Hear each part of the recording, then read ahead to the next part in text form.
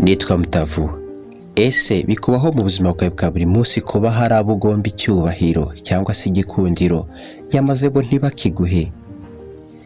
Bijya bikubaho gucibwa amazi mu muryango mugari ubarizwamo wa buri munsi? Biranashoboka cyane rwose ko hari abo ukunda yamaze mu nyuma bo ntibagukunde, kimwe nuko wowe wabubaha nk'uko bo ntibakubahe. Ese ubona biterwa n'iki? Wabasuze nibura impamvu nyamukuru uvuga ukabona ntawe ukwitayeho, ahubwira batagutega amatwi muri sosiyete ubamo buri munsi? Ukeka ko ari iyihe mpamvu wacitse amazi? Ese kandi byatewe n'iki? Uru ni muri rwa ruhererekane rw'ikiganiro cyacu twise Ingufu zigitekerezo, iki kikaba igice cya kabiri cyacyo. Uyu munsi rero ndaje nkuganize ku bintu nibura bigera kuri 5 cyangwa se uburyo 5 ushobora gukoresha ukigarura imitima y'abantu. Ibi bintu nubyubahiriza bizakongerera agaciro n'icyubahiro muri rubanda. Nta muntu n'umwe uzagusuzugura, uzavuga bakumve, bajye bakubaha icyarimwe, ahubwo banagutinye. Nujya kuvuga batuze bagutega amatwi nkaho uri umuntu udasanzwe. Byose uzabikurikirana ahangaha kuri Mutavu official. Nyibuka kandi reka nkusabe gukanda kuri ako kazogira kari munsi y'iyi video, nyihere subscribe, maze uzajya ukurikirana ibiganiro byacu umunsi ku munsi. Ushobora none gukanda likes, kikaba ikimenyetso nyamukuru ko wakunze ikiganiro cyacu, kimwe nuko wadukorera share, maze ibiganiro byacu bikagera kure cyane. Ushobora no gutanga commentaire, ibitekerezo n'inyunganizi kuri ibi biganiro cyangwa n'ibindi wifuza ko twazaganiraho mu biganiro by'ubutaha.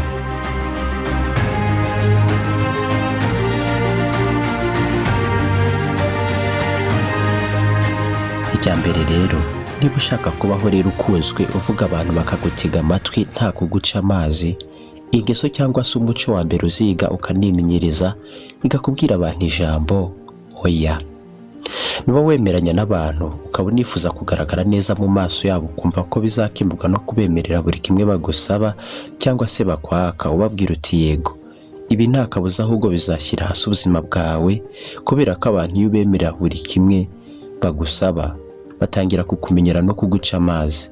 Abo bantu birangira bakubahutse kugeza nubwo babona ko nta bitekerezo nawe ubwawe ugira bihamye, cyangwa se uri ikijibwe, uri umunyempuhwe cyane, mbese mwe mu kinyarwanda cyo ku muhanda tuvuga ngo uri kadage. Uri umuntu rero kandi ukanagira ibitekerezo byawe byihariye bihabanye n'ibyabo cyane, ibyo uzabizirikane. Hagarika kwikiriza yego kuri buri kimwe cyangwa se kuri buri umwe ugize ibyagusaba buri ukabigusaba. Ibyo ntabwo ari byiza. Buri uko wiga kubwira abantu ijambo oya mu bikorwa byabo byose bagambira gutega mu kuboko kwawe, bizatuma bakanguka, batangire kubona ko nawe ufite igihe cyawe kigenewe ibikorwa byawe bwite.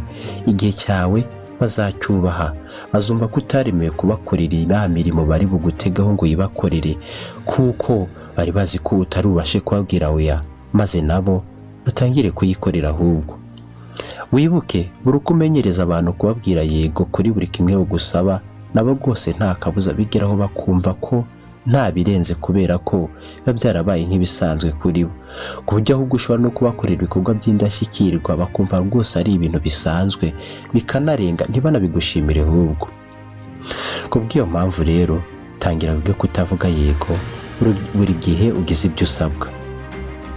Ubeho umenya gutandukanya igihe ugomba kugira ibyo ukorera uwo ubigusaba cyangwa se kubireka, no kubitekerezaho neza witonze, ukabona kuvuga yego cyangwa oya.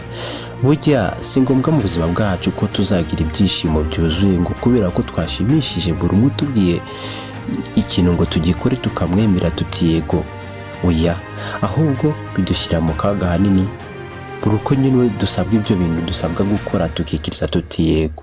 Icyiza, tangira wige kujya unabwira abantu oya igihe biri ngombwa.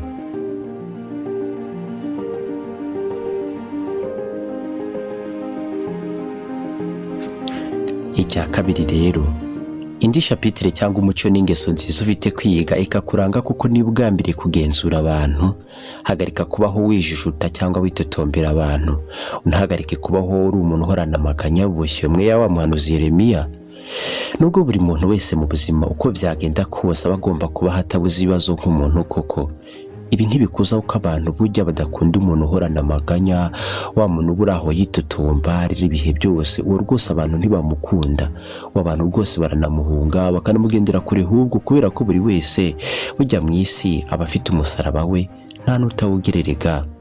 Abantu ubusanzwe aho bava bakagera bikundira wa muntu uhora ubasetsa, umuntu utuma bamera neza, umuntu baruhura bakibagirwa ku masiresi, akabibagizaho gatoya ku bibazo byabo nyine.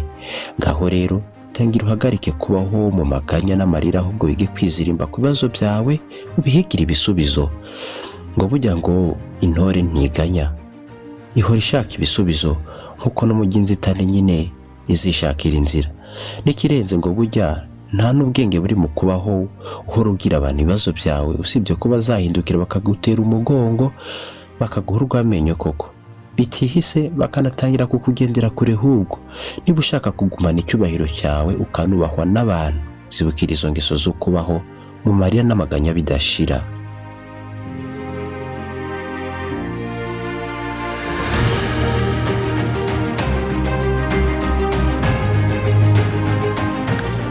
Icya gatatu rero kizatuma utsindira icyubahiro mu bantu ni iki ngiki: iga kubaho uhuze cyane, unihugireho. Ntukabe wa muntu uhora ugaragara buri gihe buri uko abantu bamukeneye. Oya, buri uko umuntu wese mu buzima gukenera akakubona, rero bituma uhagarika kubaha, kubaha, akumva ko rwose uri umuntu w'imburamukuru cyangwa se uciriritse. Ntacyo bitwaye uburyo runaka bwose waba wubahamo abantu bawe cyangwa se uburyo bahenze kuri wowe, gusa ugomba kumenya ko bariya abantu uba uhorana nabo buri munsi, bigeraho bakagufata nk'aho utari umuntu nyine uhenze, bakabona uri umuntu uciriritse usanzwe cyane kuri bo. Ni byiza mu buzima kumenya ko uko tugize abo twubaha tukanabaha agaciro cyane kurusha uko tukiha, abo nta kabuza bo birangira ahubwo ari bo badusuzuguye cyane, bakanabona ko duciriritse. Ahubwo nta kabuza rwose biraduhindukirana, ahubwo bikaba ari nabyo bitwambura cya cyubahiro tubaha. Ngaho buri gihe rero uzazirikane ko muri iyi si kidakunze kuboneka cyane ari nacyo gihenda kikanahabwa agaciro kenshi cyane. Kimwe nuko cya kintu uzasanga kiboneka cyane muri buri nguni zose z'isi, uzasanga kiba giciriritse cyangwa gihendutse, yewe kitanahabwa agaciro cyane. Mu buzima uzarebe burya nta muntu n'umwe wabasha kuba hatanywa amazi, ariko se ninde uyaha agaciro nk'ako akwiye nk'amazi? Ntawe. Ubwinshi bwayo no kuboneka henshi ku isi bituma tuyafata nk'aciriritse, ariko uzarebe nanone ukuntu umuntu yubaha zahabu cyangwa se diyama nk'aho itariho hari icyo byamuhungabanyaho. Nta kabuza uzasanga iyo zahabu mu maso y'umuntu ayifata nk'iy'igiciro kuruta y'amazi. Iyo nta yindi mpamvu rero nuko iyo zahabu iboneka gakeya kandi hakeya cyane ku isi. Nawe rero uko uzagenda ugaragara gakeya mu maso y'abantu, bizagenda bikongerera icyubahiro n'igitinyiro kuri bo. Uramenye rero utazakora ikosa ryo kubitegeza cyane bakagufata nk'ay'amazi.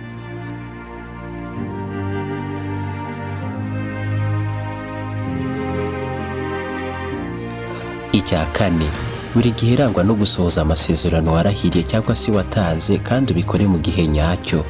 Ni byiza kubaho tunazirikana ko nta muntu ukunda umugayo cyangwa kuba hatagira uwamwiyambaza ngo namwitabaze. Niba ushaka ko abantu bakubaha rero, iyubahe nihesha agaciro, kandi wirinde gutanga indahiro z'ibinyoma cyangwa ngo ugire abantu baho upapira ubeshyabeshya byinshi utanashoboye ahubwo cyangwa se utazi kuzasohoza.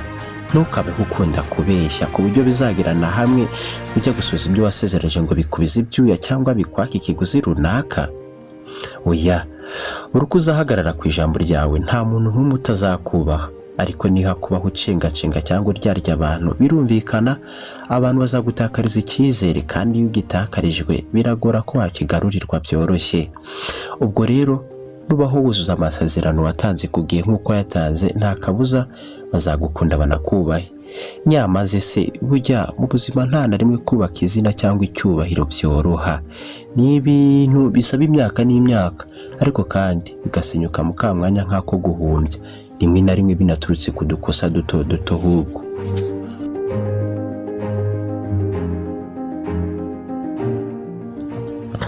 icya gatanu rero ari nacyo cya nyuma, gerageza amayeri n'uburyo bwose wakoresha uhangana n'ubukene cyangwa se ubutindi. Uko byagenda kose, niba ushaka kubahwa no kudasuzugurwa n'abantu, Imwe mu mpamvu zikomeye cyane mu isi zituma tubaho akenshi twandagaye cyane cyane mu miryango migari ya buri munsi tubarizwamo, iyo nta yindi usibye ko ari ubukene cyangwa se ubutindi. Ni n'imvugo ikuze cyane ko ubusanzwe ngo abakene cyangwa abatindi nta n'inshuti bagira. Iyo umuntu rero aba apfukiranywe n'ubutindi aba yumva ameze nk'uturanye n'umwaku cyangwa se umudayimoni w'ibibazo. Burya uzarebe nta n'igitutsi cyangwa igisebo gisumba icyo umugabo agiriwe imuhira nk'abana baburaye. Icyo gihe rwose icyubahiro kiragabanuka cyane cyane. Ni cya gihe uzasanga aho kwitwa dadi uri kwitwa sko. Bibaho cyane, murabizi no kundusha. Nuko rero kubaho muri iyi minsi no muri iyi si utindahaye hari n'ababihuza nko kubaho ugenda mu nzira y'amahwa.